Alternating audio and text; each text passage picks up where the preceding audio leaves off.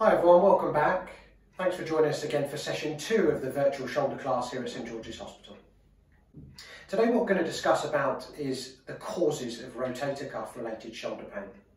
Symptoms can be provoked by a number of different movements. The common movements at this stage often are elevating the arm, placing the hand behind the back, and or tasks like lying on the shoulder, lifting, carrying other day-to-day functional activities.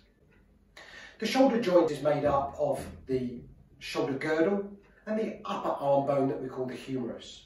The upper arm, the shoulder blade, and the collarbone that comes from the front of the chest.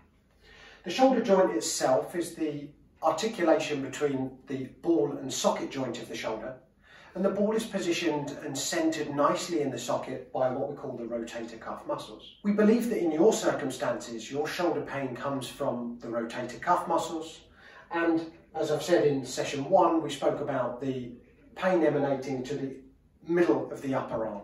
And in order to move the arm, it's important to have good muscular control of the bigger global muscles nearer to the surface. At this stage, what we like to do is give you an analogy. We're really conscious in big global movements like the tennis serve that actually only a small part of that force generation comes from the shoulder itself. And that's why in the class what we're going to go through is some really big whole body movements and apply those to your shoulder rehab exercises. We're conscious that rotator cuff related shoulder pain can often come about because of a sudden and rapid increase in load.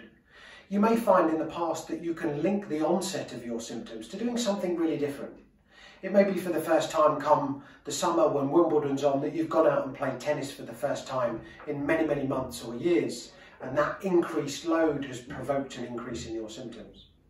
Otherwise, it could be doing DIY, gardening now that the weather's improving, and you're finding that your shoulder is complaining because of the increased demand you're placing upon it, whilst your rotator cuff muscles aren't fit or as conditioned as we'd like them to be. Equally, what's really important is that we shouldn't just blame structural changes for your onset of symptoms. You may have had imaging in the past to suggest that there is something structurally wrong or changing in your shoulder, but we do know, and we touch on this in session 5, that we can have a lot of normal structural changes which are simply just part of the aging process. Other pieces of the puzzle then, when we talk about pain, we use the analogy of the biopsychosocial model. That bigger picture can influence how you present, behave, adapt or avoid activities on a day-to-day basis to manage your ongoing shoulder symptoms. We often find in this group that patients have had symptoms a long time.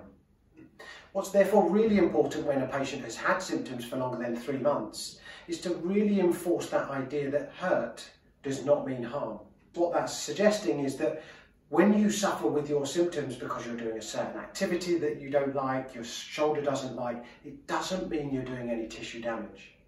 And that's a really important take-home message because it gives you a bit of reassurance and confidence that we can build a strong foundation for your shoulder, and over time your symptoms do and will effectively settle down. So some key take-home messages from today in essence are that rotator cuff related shoulder pain is really common. The causes emanate from the shoulder, but we can find symptoms can be over the back of the shoulder and certainly affect the upper arm. We associate the onset of these symptoms with a change in loading or demand on your shoulder that often comes about in a really sudden and rapid change. But we do know that exercise is really helpful, and certainly exercise that is going to condition the whole body is absolutely essential. And that's why in the class we would get you doing things like sit to stands, step ups, squats and lunges. Thanks for listening in to today's second session. Look forward to seeing you again next time.